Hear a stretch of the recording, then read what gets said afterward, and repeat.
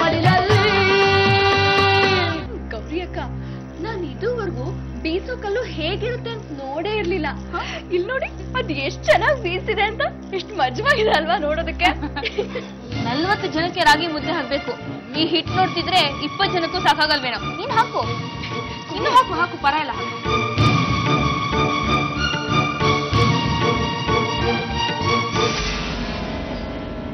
ಸ್ವಲ್ಪ ಬೇಗ ಬೇಗ ಮಾಡು ಮಲ್ಲಿ. ಏನ್ ಮಾಡ್ತಾ ಇದ್ದೀರಾ? ಅದೇ ಇವತ್ತು ಭತ್ತ ನಾಟಿ ಇತ್ತಲ್ಲ ಅವ್ರೆ. ಭತ್ತ ನಾಟಿನ? ಇವತ್ತು ಭತ್ತ ನಾಟಿ ಅಂತ ಹೇಳಿದವ್ರು ಯಾರು? ಅದು ಹೋದ್ ತಿಂಗಳೆಲ್ಲ ನಮ್ ಭತ್ತ ನಾಟಿ ಆಗ್ಲಿಲ್ವಾ? ಈ ಊಟ ಯಾರಿಗೆ? ನಾಳೆ ನಾಡಿದ್ಗೆ ಏನಾರ ಬೇಕಾಯ್ತದೆ ಅಂತ. ನಾಳೆ ನಾಳಿದ್ದು? 2 ದಿವಸದ ಮುಂಚೆ ರಾಗಿನ ನೀನೇ ಬೀಸ್ಕೊಂಡ್ ಬಂದಿದ್ಯಾ.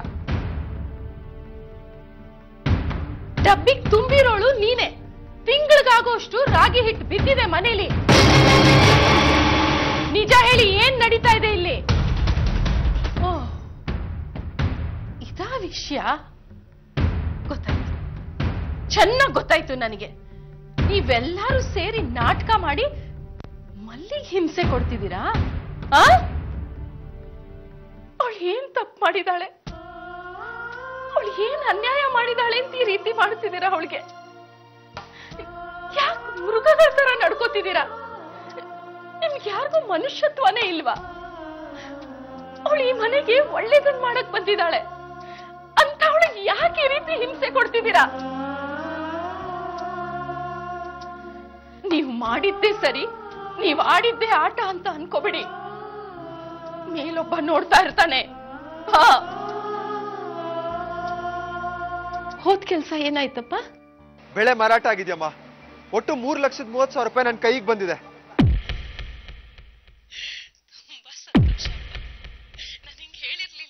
ಎಲ್ಲ ಒಳ್ಳೇದಾಗತ್ತೆ ಅಂತ ದೇವ್ರ ದಯೆ.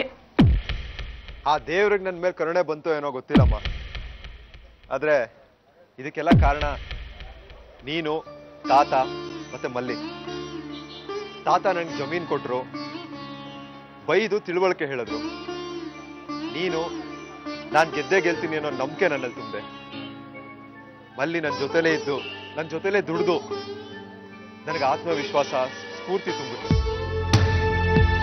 ಇಲ್ಲಿ ಒಂದು ಬಾಡಿಗೆ ಮನೆ ಹುಡುಕ್ತಿದ್ದೀನಮ್ಮ. ಮನೆ ಸಿಕ್ಕಿದ ತಕ್ಷಣ ಮಲ್ಲಿನ ಕರ್ಕೊಂಡು ಇಲ್ಲಿಗೆ ಬಂದ್ಬಿಡ್ತೀನಿ. ಅಂದಾಗೆ ಮಲ್ಲಿ ಹೇಗಿದ್ದಾಳೆ? ಅಲ್ಲೇ ಇದ್ದಾಳ? ಅವಳಿದ್ರೆ ಫೋನ್ ಕೊಡಮ್ಮ, ಮಾತಾಡ್ಬೇಕು ಅನಿಸ್ತಿದೆ. ಅದು ಸರಿ, ನೀನೇ ಅವಳಿಗೆ ವಿಷಯ ಹೇಳ್ಬಿಡಮ್ಮ.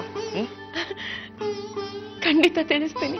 ನೀನು ಶ್ರೀಕಾಂತ ಕಷ್ಟಪಟ್ಟು ಬೆಳೆ ಬೆಳೆದಿದ್ರಲ್ಲ, ಅದು ಒಳ್ಳೆ ಬೆಲೆಗೆ ಮಾರಾಟ ಆಗಿದೆಯಂತೆ.